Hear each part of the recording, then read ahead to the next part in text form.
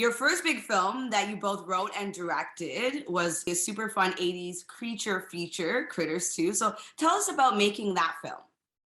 Well, I don't know if it's fair to call it a big film, but it was certainly a big opportunity for me, even though nobody saw it when it came out. But, it was a very small budget independent movie, a sequel to a ripoff of Gremlins that nobody expected a whole lot out of. Those hungry hairballs from outer space are on a roll, and they'll eat anything. It had everything that's difficult about making movies: kids, animals, locations, special effects, opticals, puppets, everything tough on a tight $4 million budget. Although we shot in LA, including a scene outside with a naked centerfold in 21 degree, well, let's see, in Celsius, but let's just say below zero temperature weather that was not easy on anybody. It was really complicated, but it was also a great family, surrounded by a bunch of really creative people. Great. My director of photography went on to win the Oscar for Titanic. The makeup effects people were all great. The Kyoto brothers creating all the wonderful puppetry and effects, and the cast was so good. It was really a baptism by fire, but one that was incredibly pleasurable. What do you think it is about creature features that people still love till this day? Well, there's certainly the joy of embracing puppets or monsters or creatures. I think everybody has a monster inside them, and it's not necessarily an evil one, but certainly the idea of a fantastical creature, it's not real, but the what if gene starts kicking in, and the ability of just playing that game of what if there were hundreds of little furry space creatures running around and biting at your ankles or launching their quills at you. Just there's something a lot of fun. It's like taking the brakes off of a story. You're rolling downhill and a giant ball of 1,000 critters is rolling after you. And, it's the fear without the threat. You're going to get through this. You're watching it in a movie, but if we've done it well, you're caught up in it. And then you feel the exhilaration of the danger and the threat, but you come out of it safe. You are kind of a master of Stephen King adaptations and doing them extremely well. So Thank what you. is it about King's work that intrigues you other than the obvious? Well, what's great about King's work, aside from it being brilliant, is that it's also, and one of the things that makes it brilliant, is it's set in a very real world, even when it goes to unreal places, like in Sleepwalkers or many of his stories that have creatures or they go into fantastical worlds. Was it Pennywise? Big white guy, red nose, about 75 feet tall, mouth full of razor sharp teeth. It feels very real. They're very character oriented. They're people I identify with. And he and I are of the same generation. He's a few years older than me, but where we have a lot of the cultural touchstones that were the same. We grew up on the same TV shows and movies and comic books and all those things. So, but there's a depth. There's, he's obviously a husband and father, and there's a depth to the people in his stories that feels genuine. There's a veracity about his characters that we can identify with. They shop at Walmart, they eat at McDonald's, they do the things that everybody does. And one of my favorite themes in my own work and in the work with Stephen King is Norman Rockwell Goes to Hell, which is kind of the prettified version of middle America, but sending it down to hell and doing it in a very playful manner, sometimes darkly playful. Yeah, definitely. So also your version of Stephen King's The Shining stays faithful to the source material as opposed to Kubrick's adaptation, which King has personally obviously said he favors. So why did you decide to take this approach when you did The Shining? Because he asked me. Any ghosts?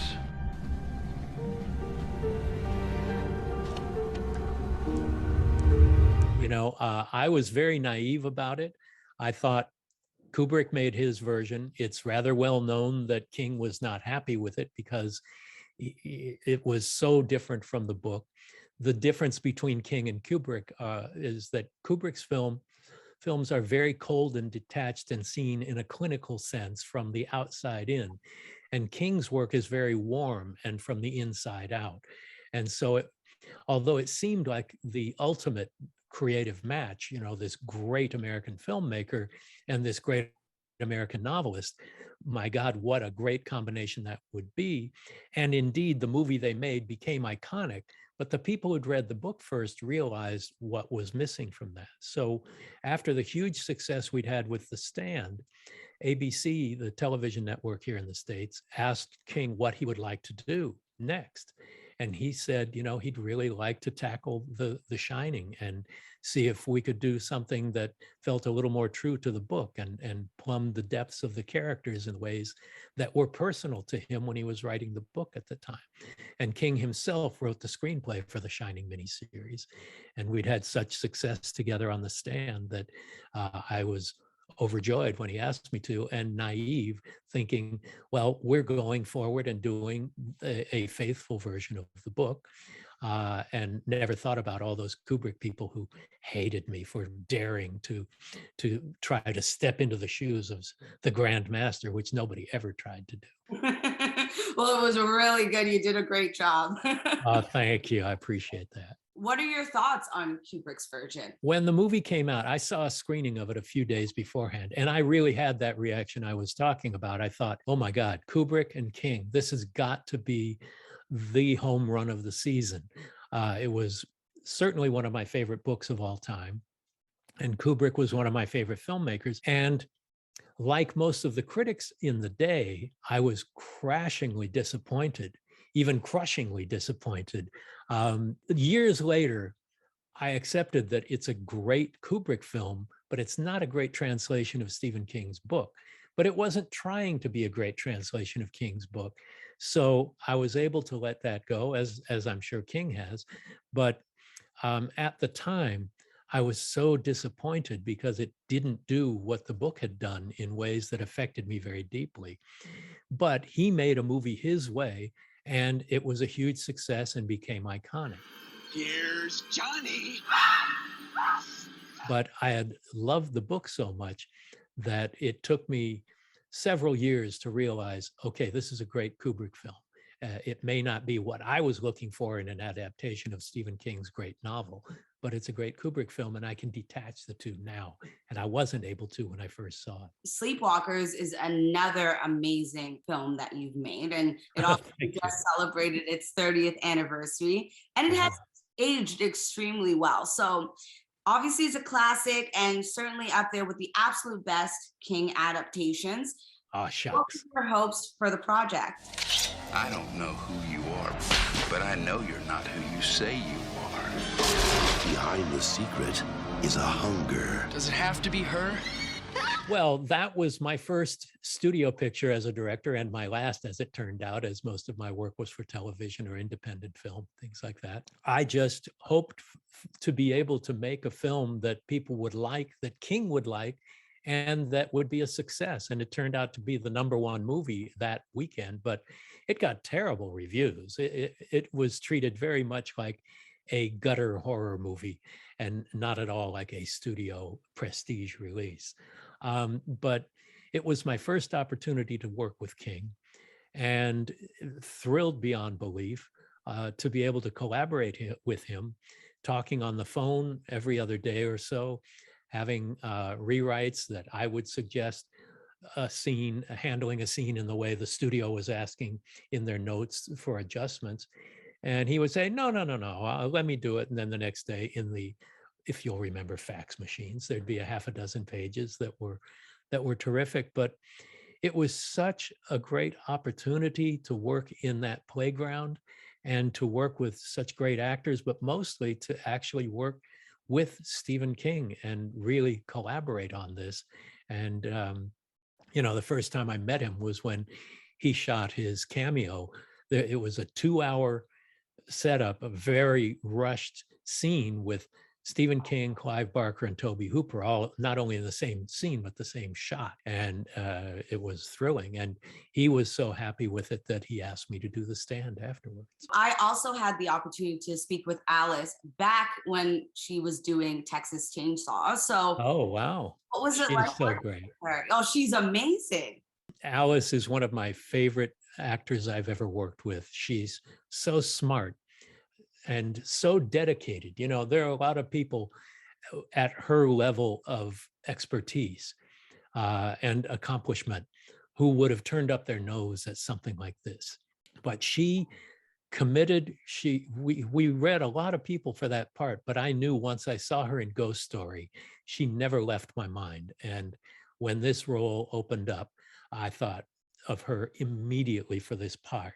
There's an exotic quality about her. She's beautiful and sexual and intelligent, and there's something dangerous about her eyes and her accent, just the trace of an accent and all. It just made her so unique and so perfect for this part. And we screened it at a festival in Kansas City for the 30th anniversary, and it was a full theater, and it was just like it was opening night at the Chinese Theater in Hollywood. It just played so well. And Alice, again, the veracity that she brought to it, and all of the actors, not playing it comedically or as if it were a gutter film, but they gave it their all as if it were Shakespeare. And Alice, having come from doing Shakespeare, really gave it a real touch of class. Yeah, she really did. What do you think it is about Sleepwalkers that still has people so intrigued to it and drawn to it? Well, it's really freaking weird. You know, when you're doing it, you don't notice so much. You have the script, you're committed to doing the best job you can. You get caught up in the minutia of helping design the Sleepwalker characters, what they look like, the location scouting, the casting, all these things. All the words are on the page of the script. And then it's my job to visualize those and how they will be realized. When we were working on it, the head of the studio, a guy named Frank Price, said, well, there's not going to be a film Columbia releases with a boy having sex with his mother as long as I'm head of the studio. Well, halfway into the production, he got fired. So he was right. But even watching it 30 years later with the audience, there wasn't a horror movie or any movie like this I could think of when we made it. And it really feels like there hasn't been one since in those preceding 30 years. And I think there's just a uniqueness that obviously the incest element, but also the creation of virginal soul-sucking vampires that feed one another sexually, mother to son, son to mother. I think that's a concept that has yet to be replicated. That's very true. Come, we fly. Switching over now, this is a pretty big deal for me. You helped write the penultimate children's, really started the introduction to horror, Hocus Pocus. Obviously, it's pretty much a movie that captivates Halloween within itself. Tell us about that experience. Basically, tell us everything. Well, how amazing is that to have done something? You know, I wrote the film 8 years before it was made. And in those 8 years, there were 11 other writers on it after me. But they went back to what I had done for the most part. Although the kids in my draft were 12 years old, they were made 16 years old by the time the movie was made. But other than that, the structure was very much the same. The producer, David Kirshner, had come up with the story idea, and then we worked together on that. And then I wrote the first 2 or 3 drafts of the movie. And nobody ever imagined that it was going to get made. It took so long. But when Bette Midler committed to it, she was at the height of her movie stardom. And so she'd been doing very successful rom-coms and dramas like Beaches, and she'd been doing these comedies and just huge movie star at the time. And when she committed to it, suddenly the green light happened, and we'd been on a flashing yellow light for 8 years. So I was only on the set one day when they were flying on their broomsticks outside the Mill House, the Sanderson house. And that was thrilling because I was still new at what I was doing. And it was produced the same year as Sleepwalkers, but came out the next year. So things were still relatively new for me as a filmmaker, and to have written something and created characters, helped to create characters and situations that the film was mildly successful in its day. It didn't make money, but it didn't lose money. But every year since, it's just gotten more and more popular. And then it started playing on ABC and on the Disney Channel and Disney Plus now. And every year, Freeform would play it for 24 hours on Halloween Day, playing it every single day in the month of October. And suddenly I go, it's Halloween night every year, and I see little tiny Sanderson sisters and little Billy Butchersons and trick-or-treating and everything, and going into the local Halloween shops and seeing all these costumes and toys and merchandise and everything with these creatures that I had a hand in creating. It's pretty amazing. Jump back. Twist the bones and bend the back. Here to decapitate American mystic. Trim him of his baby fat. Here to decapitate American mystic. Give him fur black as black, just black. Well, there's been talk of a sequel for probably 10 or 15 years. Originally, they were talking about young Sanderson sisters, either a prequel or their children, or who knows what. But every year it's gotten bigger and bigger and bigger. And the idea of them not doing it seemed silly. And finally, they wised up and said, no, the only way to make this work is by getting the original cast, to get Bette Midler and Kathy Najimy and Sarah Jessica Parker. And that's the only way to really give it its due.